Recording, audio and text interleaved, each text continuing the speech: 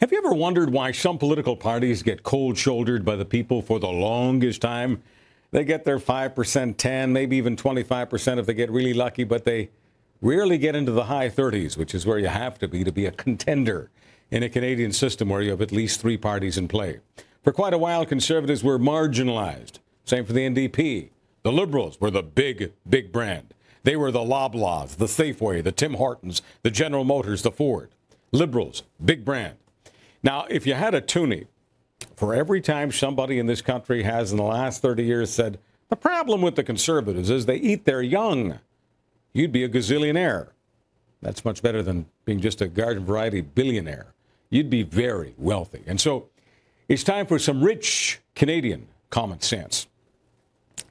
It gets said all the time. Tories eating their young. Tories so tough on their fellow Tories. If you follow politics, and when you're watching this network, I know you are, I think you know what I'm talking about. Now, look, I was just a pup in the early 60s, but it was one of the first pieces of nasty political business I saw on TV. Dalton Camp was the villain from the Maritimes, but his power base was Toronto.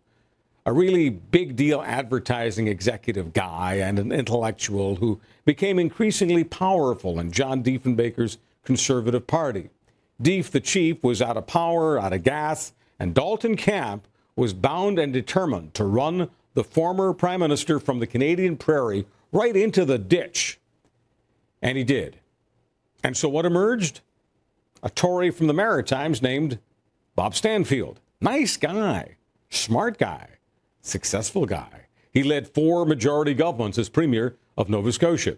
And by the way, his family made pretty good underwear. He became leader of the federal Conservatives in our centennial year, 1967. And it gave the Liberal brand a reason to take a hard look at the rings around their old trunk.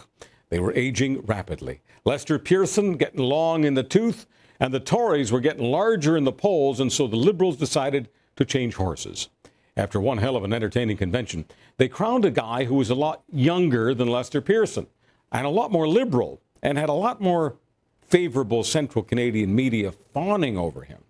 His name, as you know by now, Pierre Trudeau. Bob Stanfield thought he could beat Trudeau Liberals by selling Canadians on the Conservatives being better managers of the economy. And he was wrong.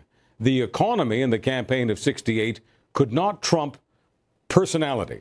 Trudeau mania won the day. It was a minority government that the Liberals had won, but the NDP propped them up for 2 years. And then when Canadians got to vote again, they renewed their support for the big Liberal brand, which had run the country for most of the 20th century, with a few pauses for prime ministers like Bennett and Diefenbaker. What did the Tories do about the nice guy being beaten up by the charismatic tough guy, Pierre Trudeau? They turned on themselves, ate their young, ran Bob Stanfield into the ditch, replaced him with Joe Clark. And although Clark had a cup of coffee as prime minister, just a very tiny footnote in Canadian history, he lasted about as long as the CFL season. And Trudeau and the big brand Liberals roared back, punted him into opposition, where he was laughed at, mocked, stabbed in the back, eventually turned into dog food by Brian Mulroney. Yes, Mulroney, he rolled up 2 majorities, but long before his second term was up, the jig was up for Brian, as Tories went back to eating their young. And in this case, there was a lot of eating put in the bowl by Mulroney's policies, which alienated Western Conservatives, leading to the creation of Preston Manning's Reform Party. Okay, fast forward to this day, where you hear rumblings about the future of Stephen Harper. Will he or won't he run in the next go? While he says he finds the question offensive, it's clear that he does pay attention to the polls, and it's clear the new Liberal brand is doing pretty well. Very well. Justin Trudeau, despite not having the intellectual acumen of Daddy, despite some verbal gaffes, despite admitting recently he smoked pot while being a sitting member of Parliament, and that seems to be affecting his popularity not in the slightest. The Tories are starting to whisper.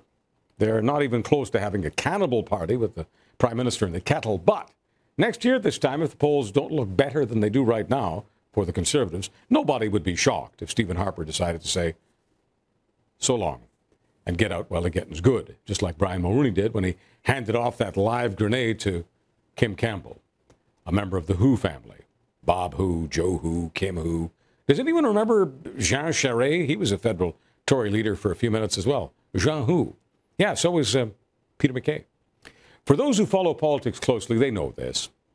But for those who do not, they do know that the Tories get into power once in a while, can even survive for the better part of a decade, but then the pendulum swings back to the red team. In Ontario politics, the blue team, the so-called big blue machine under guys like John Robarts and Bill Davis, they ran Canada's biggest province for the better part of 40 years. But it's been pretty lean for them since the machine got clocked. Yeah, Mike Harris had a couple of terms, but he too had trouble in most of his second term. The Liberals under Dalton McGuinty and now Kathleen Wynne are hoping that they can do 2 decades in power. And what's preventing that from happening? Not the Conservatives. They're eating their young in Ontario, spending more time trying to figure out how to dump their leader, Tim Hudak, than they are in defeating their opponent. That would be Kathleen Wynne. Christina Blizzard is our chief rubbernecker on the Ontario highway of political carnage. And she'll join us in just a moment to keep us current on why Conservatives are wasting so much time at the cannibals' banquet. And that's Canadian common sense.